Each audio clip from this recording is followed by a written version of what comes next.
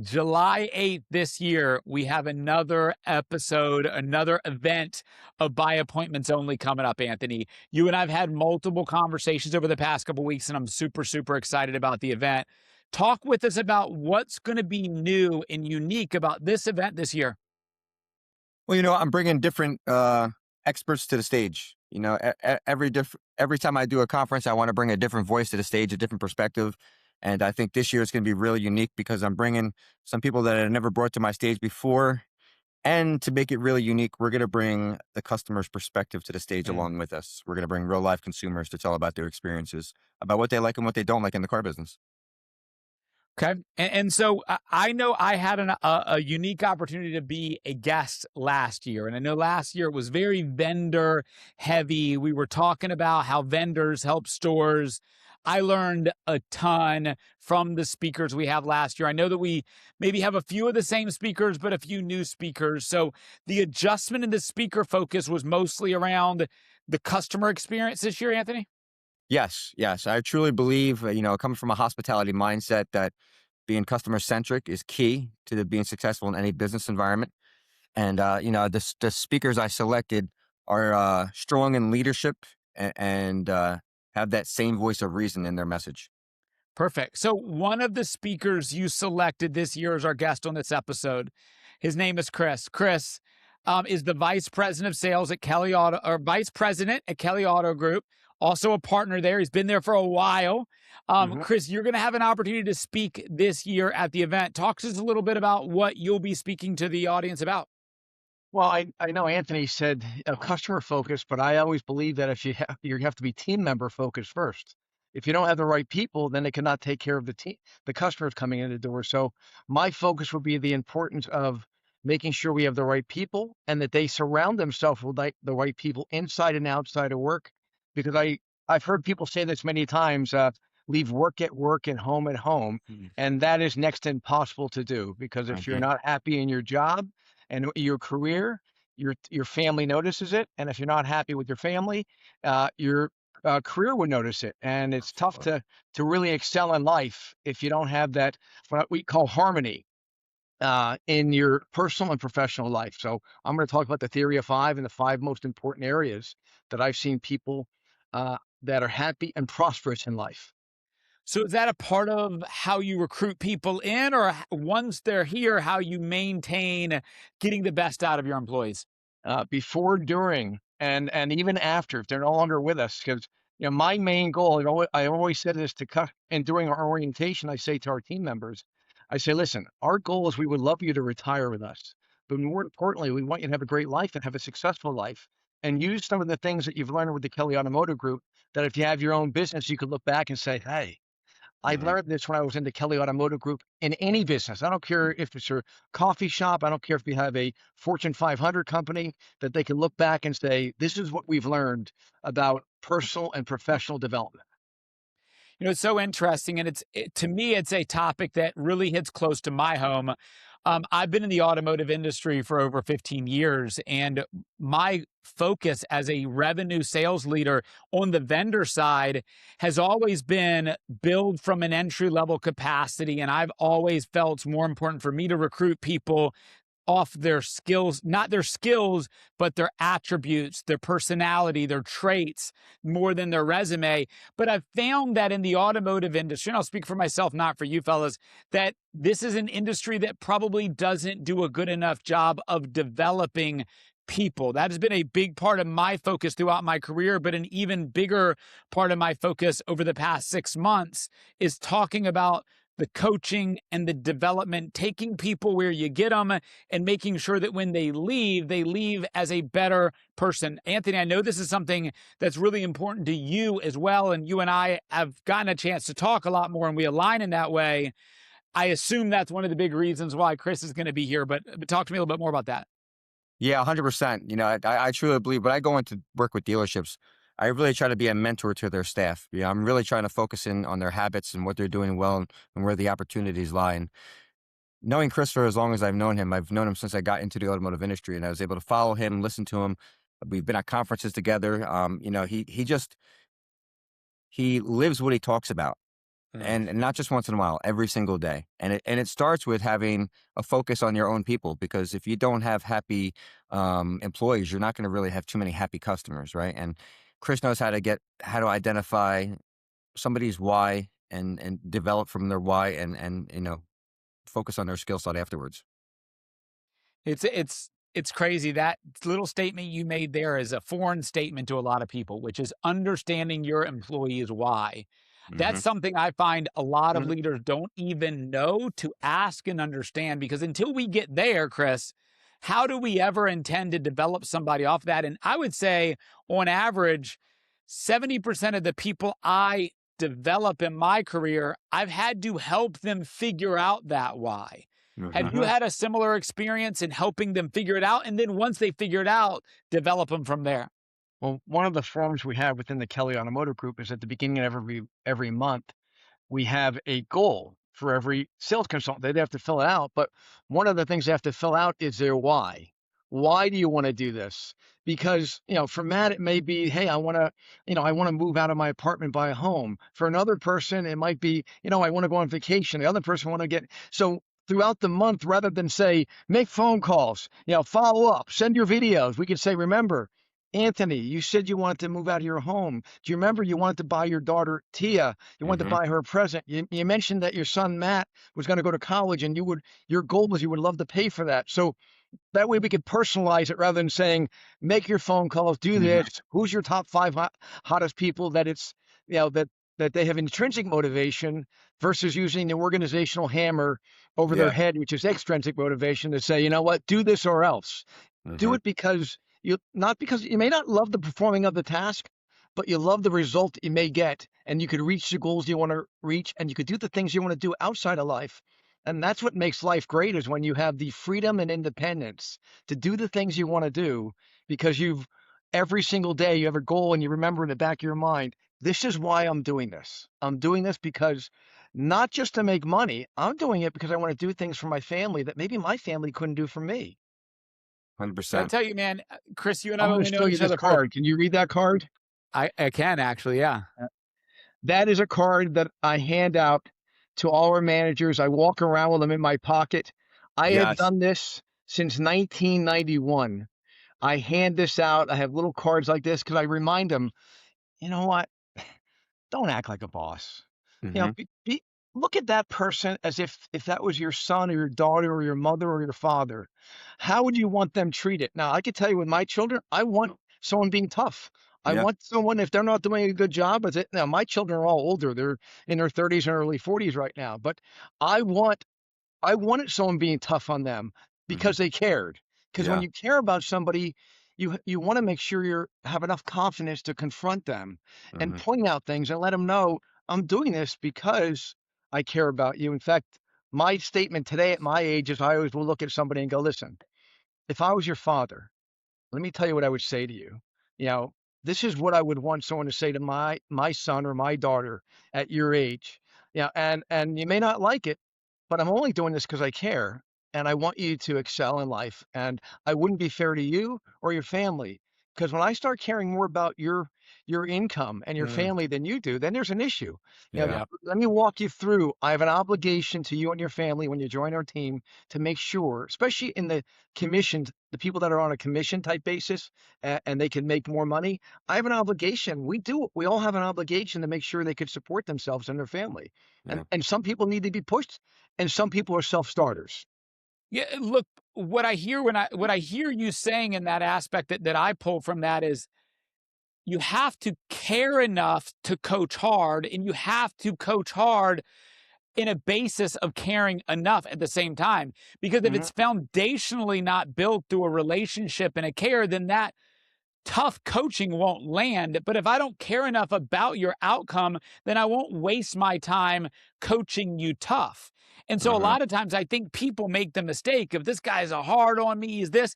Well, typically if they are, it's because they care about you, they care Mhm. about the outcome, they care about the result. And I know that this focus is going to be you building and developing the people in your team ultimately to do what this conference is about, which is to serve the customer.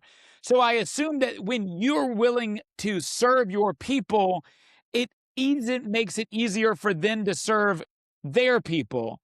Correct me Well, if the I'm other wrong, day Chris. I had a manager say to me, Chris, I want people to have I want them to be afraid of me. And I said, well, here's my point of view. I would, the word fear is okay if they're fearful of disappointing you because you care so much. Just like a father.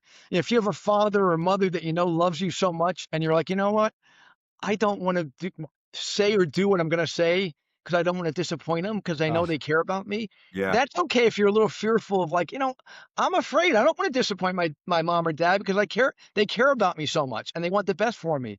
But to be afraid just because someone's going to yell at you or curse at you or put you down, to me, that's just my opinion. That to me is not a go, and we really don't want that type of person in our company. Now, 100%. do people like that slip in sometimes? Of Yes. course. Does someone say or do something that they shouldn't say? Yes. But my job, I look at my role is always to make sure that I call it positive pressure to perform. That you're creating positive pressure to perform at all times, and the reason they're doing it is because you're reminding them of their why that they told you, because you care about them, because you know that they have an obligation to them and their family to make sure they can support themselves and take care of themselves. That's fear in itself of being afraid of being yelled or screamed at. No, fear of disappointing you because you care so much. Yes.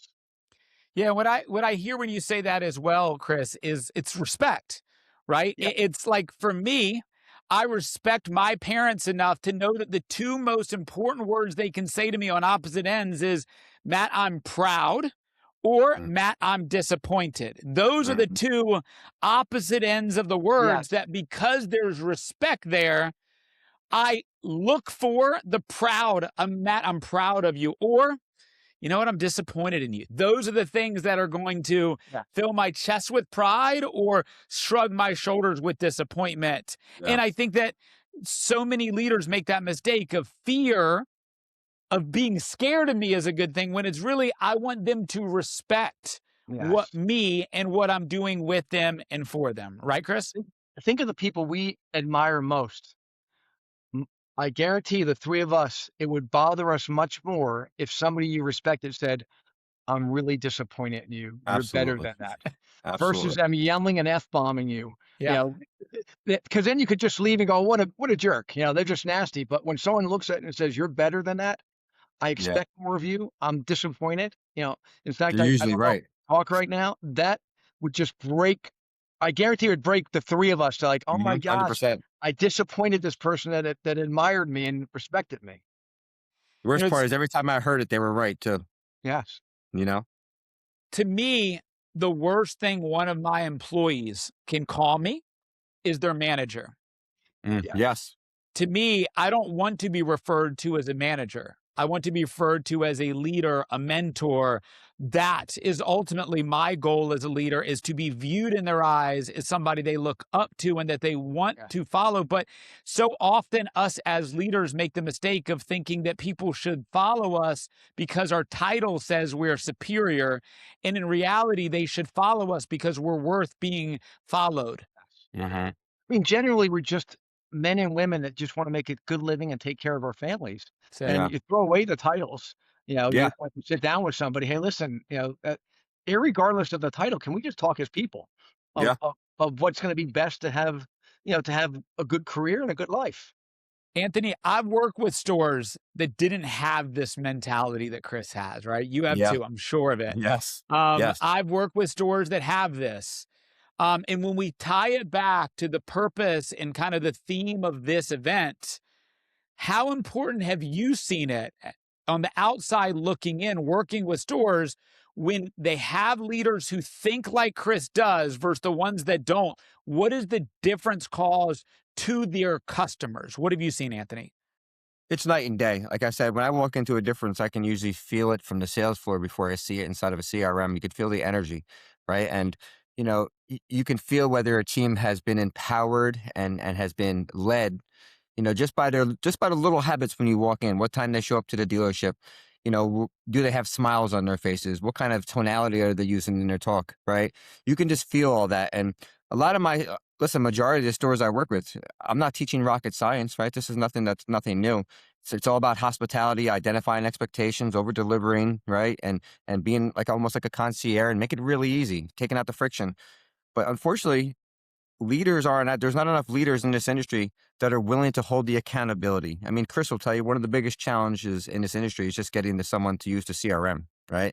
One of the Yes. most important tools. Yeah. So this is one of the reasons I need people to see somebody like Chris that lives it and breathes it, does it the right way, and it's successful for a reason. So I want people to see that.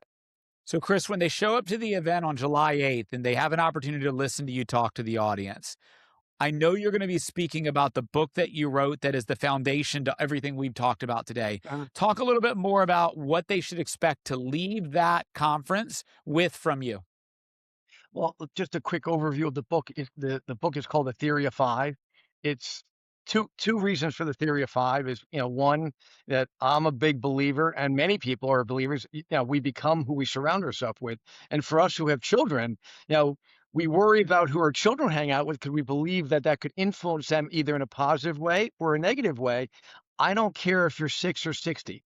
Mm-hmm. We hang out with the wrong people at any Absolutely. age that could influence us in a positive manner or in a negative manner. So I'm going to talk about really them analyzing who they surround themselves with at work, but also in their Mm-hmm. personal life.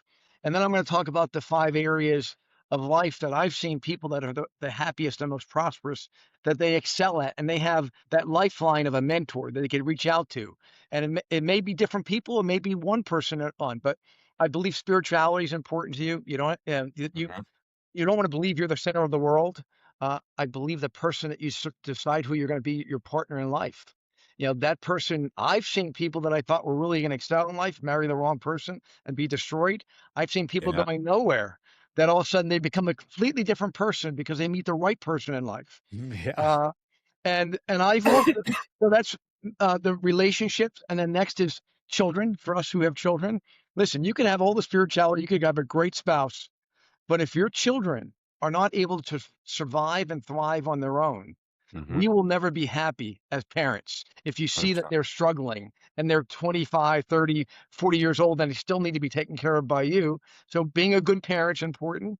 And then understanding business and finance. If you don't understand how to manage your money, you could have spirituality, you could have a great relationship with your spouse, you could love your children, they could be great. But if you can't pay the bills and you can't do the things that you want to do in life or have the freedom and independence to do what you want to do, you really have a tough time being happy and prosperous. I'm not saying Mm-hmm. you have to be a millionaire, but you have to be at least pay the bills and eat.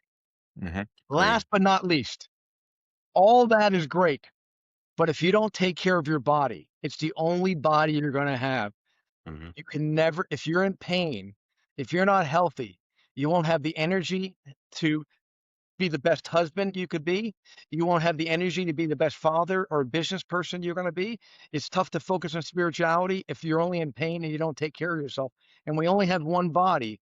So I'm going to take those 5 areas and then relate it to the importance of being in the auto industry and how the auto industry and the theory of 5 that it's important that there's a focus that you don't only worry about making money, you focus on all those 5 areas of life with your team. Man, it's exciting, man. So, guys, if you're listening and you're thinking about coming, what I want to make sure you guys took from that is bring your running shoes because at the end of Chris's speak, we're going to run a 5K in a. I'm just joking. We're not going to run a I'm 5K. going Maybe with you you. will. Maybe Anthony's probably running one as you're listening to this. But man, all 5 of those points are fantastic. I can't wait to have an opportunity to listen to you speak to those things. I couldn't agree more on what those things are and the different level of impact all of those things when focused on improving those in my life, how everything else came together. Every single one of those points And when are one's fantastic. off, guess what happens? That harmony's not there. If your health Yep. isn't there, you can't be the best version of yourself as a husband or a wife or as a father or business person. So once one gets off, they sort of go. But and Mm-hmm. that may happen in life, but you have to be able to recognize it and say, wait a second, I think I need to reach out to Anthony. He's really good when it comes to, health and fitness. I may need that lifeline. You know what? Let me call Matt up. He's the best husband I've ever met. Let me Yeah. run him through a scenario, and I want somebody to look at me and say, you don't want somebody always siding with you. You want someone to say, listen, that's your fault. What a Yeah. what a bad comment. Why would you ever say that? You Yeah. want somebody that doesn't mind, that cares enough to confront you and say, you're wrong, Yeah. and 100%. step up. 100%. Step Comes up and back to be that the thing person. earlier. They have to care enough to coach you. And if you don't Yeah. care enough to coach you, then it won't resonate. And I'm going to take a clip of you saying that, Chris, saying that I'm the best husband. I'm going to send that to my wife after this and say, look, it's not just me who says it. Chris says it too. Anthony, I understand exactly why you picked Chris to speak on this topic. It makes total Yeah. sense. I can hear the belief in it. I can hear the passion in it as we talk to him here virtually, and I'm a long way away from him physically. Anthony, for anybody who's not sure if they're going to show up yet, and they after hearing that from Chris, they still don't know, what should they know that we haven't talked about yet? Well, just know he's a phenomenal leader. And like everything he just spoke about, it reminds me of that quote. If you work hard at your job, you'll make a living. But if you work harder on yourself, you're going to make a fortune. And he practices what he preaches. And, I think between his message and some of the other fantastic speakers that we're bringing on board, everything combined, as long as they do what my buddy Joe Calla says and apply it, they'll get some transformation at the end of the day. Absolutely. So upcoming July 8th, talk us about the event. I know it's at Yep. what's the name of the location, time? Jul- What are we doing? Yeah. July 8th, 2026, we're at Bellworks in Homedale, New Jersey. It's a phenomenal event space. You can get tickets on Eventbrite. Just look up by appointment only. Tickets right now for general admission are $199. And for the VIP All Experience Pass, it's $299. Those prices will go up on June 8th to $299 for the general admission and $499 for the VIP. The VIP party will be after the event at 7 p.m. From 7 p.m. to 10 p.m. at a location to be announced in Red Bank, New Jersey. It's going to be top shelf open bar, food, entertainment, and lots of hospitality because like me and you have spoken in lots of previous episodes, I really want to make sure that people feel hospitality from the time that they walk into Bellworks until the time they shake their last hand at the VIP party. Absolutely. Chris, any final words for us? Well, I had words of wisdom years ago. I was very fortunate. I worked with Mr. Kelly, who just passed a few months ago at 91 years old. But he made a statement to me when I was 28 years old. He made a comment. He said, Chris, and it didn't hit me till I was older. He said, Chris, the difference between having an average life and a great life is this much. And I go, I didn't really know what he meant. He goes, this much in everything you do. He said, Yeah. everybody thinks there's a silver bullet, but if you just come in a little earlier, you ask a few questions, you get to know a few more people, just make a few more phone calls, you put a little bit more money aside, and you do that, all of a sudden, when you're in your mid 30s, people are going to say, boy, is he lucky. Boy, is Yeah. he a lucky guy. But Isn't you he don't lucky? realize you did this much more than everybody else in every area of your life. And all of a sudden, your life is great. And people are going, wow, what happened? Why is his life so great? But they don't realize everything you did for days and months and years and decades. And all of a sudden, your life is a different life. Absolutely. Yeah, you think of it like you put that like $5 a day away, and then the compounding interest on doing that every single day becomes worth millions of dollars a couple of years later, right? And that's exactly what we do within our daily habits. You just make that small investment into you, that slightly extra investment that everybody else is not willing to do. And the gap you create over a small period of time is drastic. Anthony, final words.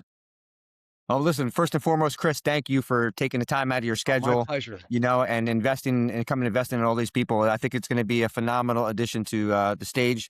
And Matt, thank you again for this podcast so we can introduce and give people a taste of what's about to come. Absolutely. Guys, look forward to meeting all of you, shaking your hands out there on July 8th. Sorry, and can't wait to see you guys. Talk soon. Take care, guys. Looking forward to seeing both of you.